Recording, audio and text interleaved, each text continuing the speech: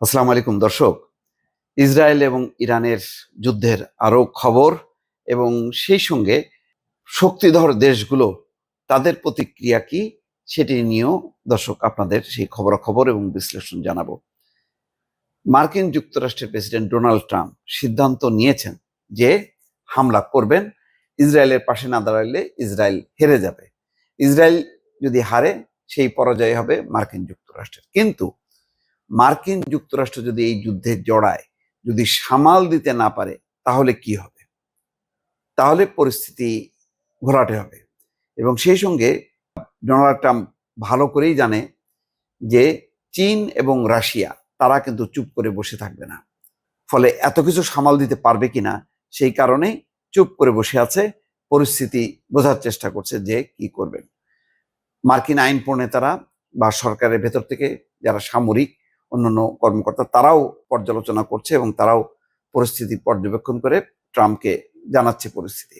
এই পর্যায়ে দুটি খবর দর্শক।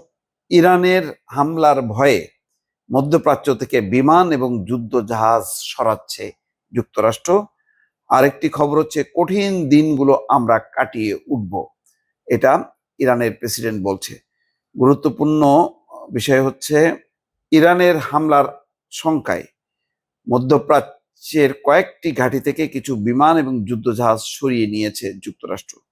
বুধবার দুই মার্কিন কর্মকর্তা রয়টার্সকে এই তথ্য জানিয়েছে খবর আরব নিউজের। এই পদক্ষেপ এমন এক সময় নেওয়া হলো যখন মার্কিন প্রেসিডেন্ট ডোনাল্ড ট্রাম্প এখন স্পষ্টভাবে জানায়নি যুক্তরাষ্ট্র ইসরায়েলের সঙ্গে যৌথভাবে ইরানের পরমাণু এবং ক্ষেপণাস্ত্র স্থাপনায় হামলা করবে কিনা। এদিকে বৃহস্পতিবার কাতারের মার্কিন দূতাবাসে এক সতর্কবার্তা জারি করা হয়েছে। এতে দূতাবাসের কর্মীদের সাময়িকভাবে কাতারের আল উদেইদ বিমান ঘাঁটিতে প্রবেশ সীমিত রাখতে বলা হয়েছে।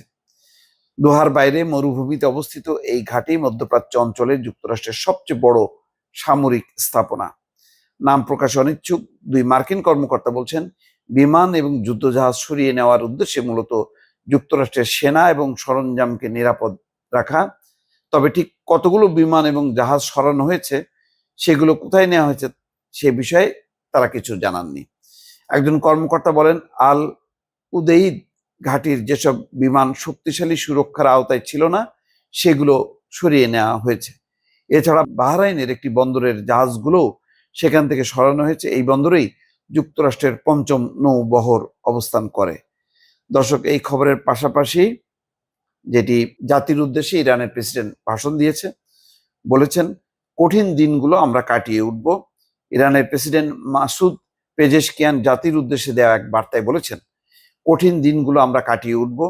সামাজিক যোগাযোগ মাধ্যমে জাতির উদ্দেশ্যে দেওয়া বার্তায় তিনি সরকারের প্রতিটি অংশকে ইরানের জন্য কাজ করার নির্দেশ দিয়েছেন। খবর বিবিসির। মাসুদ পেজেশকিয়ান বলেন, সব মন্ত্রণালয়, সরকারি সব এজেন্সিকে তাদের সর্বোচ্চ শক্তি সম্পদ ব্যবহার করে ইরানের জন্য কাজ করতে বলা হয়েছে।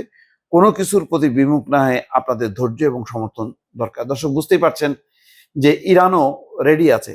যদি মার্কিন যুক্তরাষ্ট্র হামলা করে তাহলে তারা তাদের হামলা আরো তীব্র করবে এবং সেখানে মার্কিন ঘাঁটিগুলো, মধ্যপ্রাচ্যে যেই ঘাঁটিগুলো আছে সেগুলো যে রক্ষা পাবে না, এটা পরিষ্কার। ফলে পরিস্থিতি খুব টালমাটাল। ভালো খবর হচ্ছে যদি ইরানের হামলার ভয়ে জাহাজ এবং বিমানগুলো সরিয়ে নেয় তাহলে বোঝা যাচ্ছে দুইটা জিনিস, যে এই হামলায় যুক্ত হবে না, অথবা এমন হতে পারে যে তাদের যাতে ব্যাপক ক্ষয়ক্ষতি না হয় এই কারণে কিছু যুদ্ধজাহাজ বা জাহাজ বা বিমান এগুলো তারা সরিয়ে নিচ্ছে। ফলে এই মুহূর্তে কোনো কিছু চূড়ান্ত সমীকরণে আসা যাচ্ছে না যে কি হতে যাচ্ছে মধ্যপ্রাচ্যের এই যুদ্ধে। দর্শক, ভালো থাকবেন। আল্লাহ হাফেজ।